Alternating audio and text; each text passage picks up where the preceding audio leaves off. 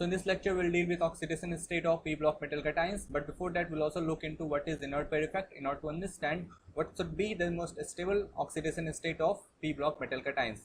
So let's start with this diagram. Let us understand what is inert pair effect. So we have an atom, we have the nucleus, we have the orbitals of our interest, we have all sorts of orbitals that we would require to understand what is inert pair effect. We have 4f electrons, we have 5d electrons and 6s and 6p.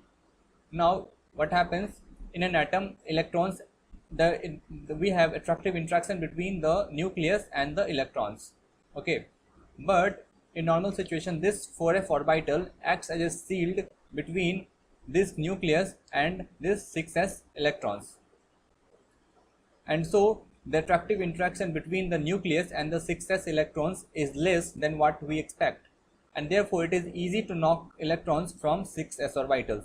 So in normal situation, what oxidation state we would get? We would be able to knock out this electron from one electron from the 6p orbitals A and 2 electrons from the 6s orbital. So we will have, suppose we have this atom A, then we will have A plus 3 as the stable state of this stable cation of this atom.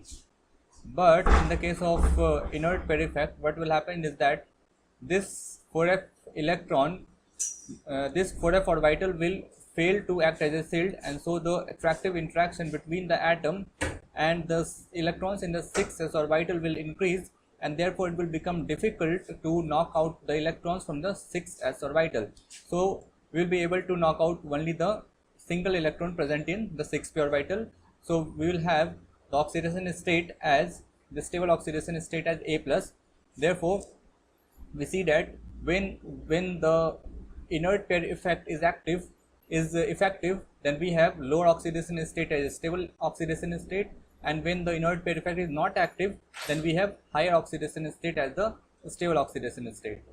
So these are the points that are jotted down here, and we have discussed these points in the diagram. And the most important point that we would need to solve numericals is that stability of higher oxidation state decreases and stability of lower oxidation state increases right here.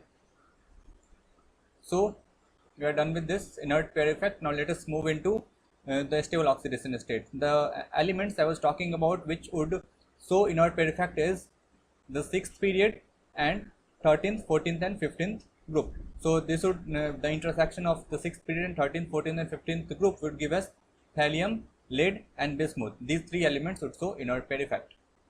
Now we have this table, and in this table we can clearly see the stable oxidation state are shown in the green boxes. We have, for aluminium, we have higher oxidation state as the stable.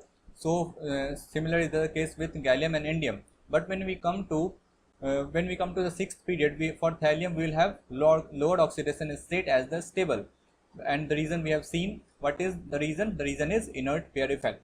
Similar explanation can be given for the stability of lower oxidation state of lead and the stability of lower oxidation state of bismuth, and similar explanation, that is the absence of inert pair effect is responsible for the stability of higher oxidation state of tin and antimony. So finally let us do some questions on the basis of the concept that we learned just now. I will randomly do a few questions, and the rest of the questions you can attempt by yourself. So let us do question number 4. We have Al plus, Ga plus. We have the lower oxidation state here. So what we have read in the theory is that as we go down the group, the stability of lower oxidation state is more due to the activeness of the inert pair effect. So as we go from aluminum to thallium, that means we are going lower down the group. So the lower oxidation state will be stable for thallium, followed by indium, and the least stable will be for aluminium.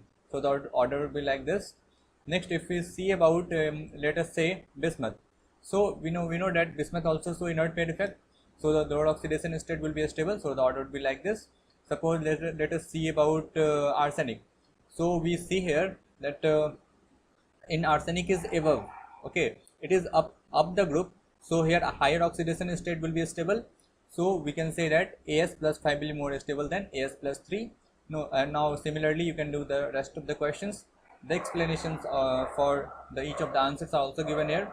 So finally let us end this lecture, and in next lecture we will read what is the size of S block metallic atoms and ions. Basically we will learn the trick how to basically draw a diagram and how to conveniently retrieve the exact order of the size of S block metallic atoms and ions. So let us conclude this lecture at this point. Thank you.